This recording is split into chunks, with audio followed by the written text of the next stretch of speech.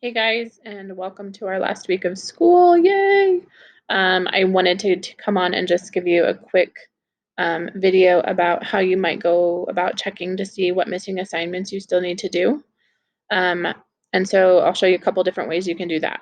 One is through Google Classroom. So on Google Classroom, you'll look like this where you can see all of your classes, or even if you're in a class, there's what we call the hamburger over here, the three lines together. And so if you click on that and come down to do, yours will look slightly different than mine, but it will give you options to sort by class for whatever classes you have or enrolled in. And in doing that, it's trying to load, sorry, because I have a lot more going on my Google Classroom than yours. In doing that, though, you'll see what first comes up is all of the classes that you're enrolled in. And so I have a bunch of different ones in mine, but you can also sort. So if you hit that drop down right there, then I can go into whatever class it is for period 1 or 2 or whatever. So let's say I need to go check out what's going on in learning strategies. I can click on that. And it'll take me specifically to that class. And then you'll have options to look and see if you have things that are still outstanding, things that still need to be done. And that will have another to do above it, or whether you have things that are finished. And so let me just show you then what that screen might look like. So you'll come up to something like this. You can also sort over here to figure out what's missing and just look at it that way.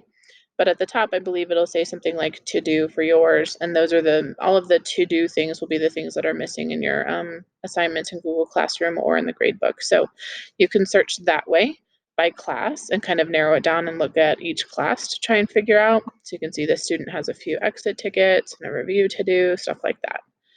So you might look at it that way within Google Classroom. You can also search within Canvas, and remember that Jeffco's kind of changed their grading policy, so teachers aren't allowed to mark assignments as missing anymore and to flag them, but instead what you should be seeing is that this is just an example of a student's grade. And you'll see over here on the right-hand side, the very last part where teacher can put in any comments. Anything over there that says missing, those are all the things that can still be worked on. So as you're checking in Infinite Campus and checking your grades that way, look for anything in the comment sections that say missing. Those are things that still should be handed in, okay? So you'll want to check in those two places.